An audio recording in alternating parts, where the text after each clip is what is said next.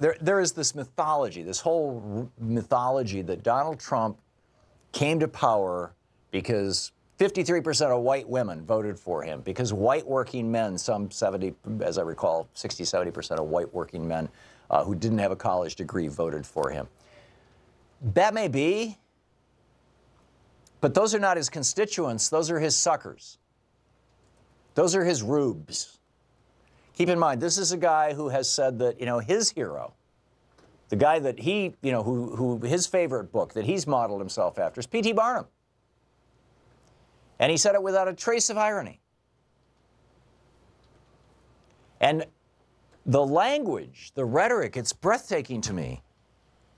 How Donald Trump's rhetoric, and I'm on his mailing list. I get these things almost every single day. I'm getting an email from Donald Trump or from one of his sons or from his wife or, somebody on the campaign or whatever saying, and there'll be a sentence or two. Okay, Thomas, we had this brilliant victory yesterday. We just accomplished, $250 million in trade deals with China that are going to make America great again.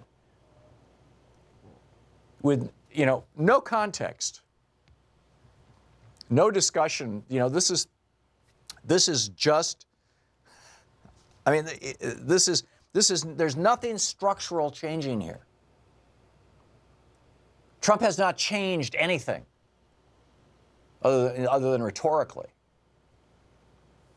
You had businesses that were waiting to cut deals with China, and basically they were asked to put it on hold until Trump goes to China so he can take credit for it. But, really?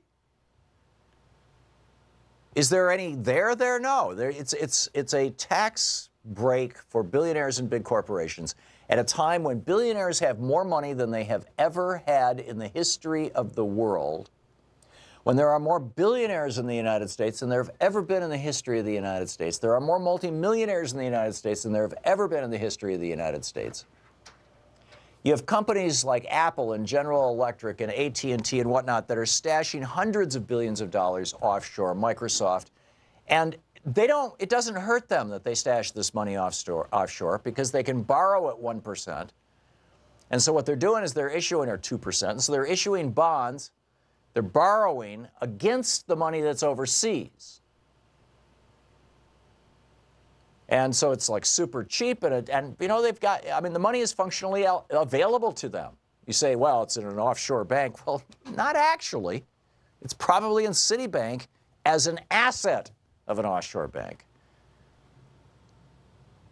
Or, Bank of America or something like that. But Donald Trump is not working for the white working class. He's throwing the white working class rhetoric, but he is working for the billionaire class, for the more than hundreds of millions class.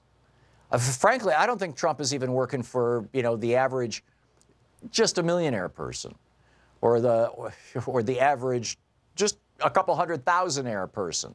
In fact, those people are probably going to get, well, I don't know, but we'll see how this tax bill ends up, whether it's the House version or the Senate version. But the Senate version is still taking it out of that group of people as well.